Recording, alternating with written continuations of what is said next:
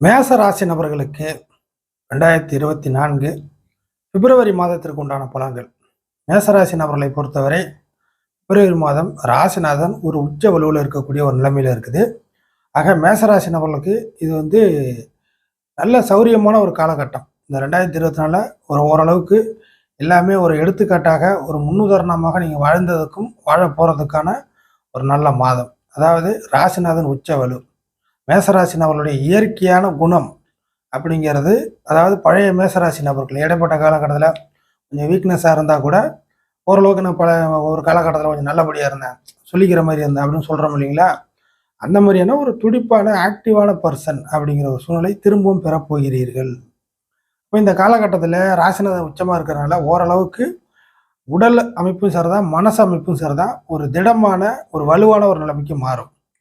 So ஒரு எந்த லெவலில் கீழ்மட்டத்தில் ஒரு பலகீனமான அமைப்பில் இருந்தாலும் அதனை தாண்டி மேலே வரக்கூடிய சம்பவங்கள் நடக்கும். அதை நீங்களே ஏற்படுத்தி கொள்ளவும் முடியும்.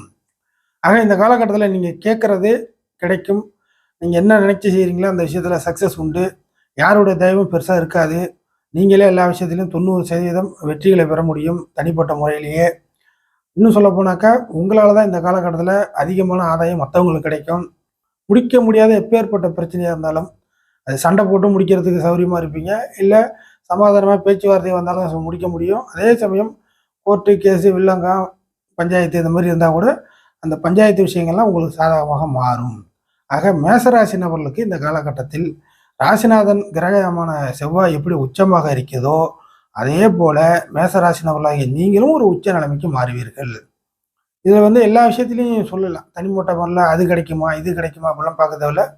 ஓரளவுக்கு நீங்கள் என்னென்னலாம் ஒரு மனதளவில் ஒரு முடிவு பண்ணி களத்தில் இறங்குறீங்களோ அதில் தொட்டது துலங்கும் சக்ஸஸ் அப்படிங்கிறத நீங்கள் வச்சுக்கிங்க.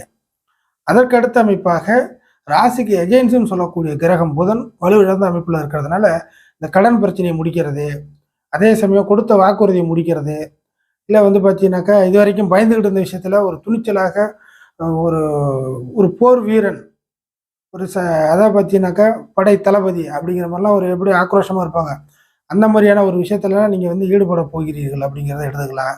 இன்னும் சொல்ல போனால் இந்த காலகட்டத்தில் உங்கள்கிட்ட சண்டைக்கு வர்றவங்கள நீங்கள் அடித்து தும்சம் பண்ணிடுவீங்க அப்படிங்கிற சம்பவம் நடக்கும்.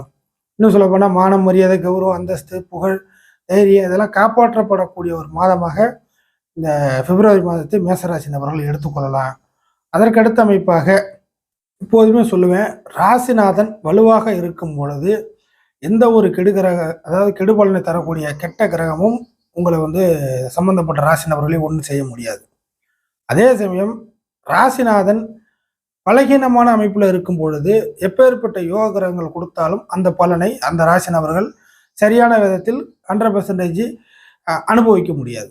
இந்த ரெண்டு விஷயத்தையும் அடிக்கடி நான் சொல்லுவேன். அப்போது இந்த காலகட்டத்தில் ராசிநாதன் உச்ச வலுவில் வலுவாக இருக்கிறார் அப்படிங்கிறதுனால மற்ற கிரகங்களுடைய தயவு மற்ற கிரகங்கள் எப்படி இருந்தாலும் நம்ம கண்டுக்க தேவையே இல்லை. ஓரளவுக்கு 50% மேலேயே உங்களுக்கு எல்லா விதத்துலையுமே உங்களுக்கு தேவைப்பட்ட அளவில் உங்களுக்கு சாதகமாகவே நடக்கும் இந்த காலகட்டத்தில். ஆக மேசராசி நபர்கள் நீங்கள் எந்த விஷயத்தில் தயக்கமின்றி செயல்படலாம், ஒன்றும் குறை கிடையாது. ஸோ பிப்ரவரி மாத பலன் வெரி இம்பார்ட்டண்ட்டாக நோட் பண்ணி வச்சிங்க. அதே சமயம் அது கிடைக்கும் இது கிடைக்கும் அப்படிங்கிற விஷயத்துலலாம் இது வரைக்கும் ஆசைப்பட்டு கிடைக்கல அப்படின்னா ஏதாச்சும் ஒரு விஷயத்தில் நீங்கள் ரிஜெக்ட் ஆனால் கூட இந்த காலகட்டத்தில் அந்த ரிஜெக்ட்டுக்கெலாம் ஏற்ற மாதிரியான ஈடு கட்டுற மாதிரி சில நல்ல வாய்ப்புகள் தேடி வரும். ஏற்கனவே ரிஜெக்ட் ஆன விஷயத்தில் இந்த காலகட்டத்தில் நீங்கள் ஜெயிக்கிற மாதிரியும் வரும். அதனால் 1க்கு 2 திருப்பம் முயற்சி பண்ணி பாருங்கள். ஏற்கனவே தோற்று போன விஷயத்தில் நீங்கள் ஆசைப்பட்டு தோற்று போன விஷயத்தில் கூட இந்த காலகட்டத்தில் ட்ரை பண்ணுங்கள். அந்த விஷயங்கள் கை கொடுக்கும். உயிரற்ற விஷயங்கள் மூலியமாக உயிர் காரகத்துவமான நபர்கள் மனிதர்கள் விஷயத்தில் தோற்று போனீங்கன்னா அதை விட்டுடுங்க.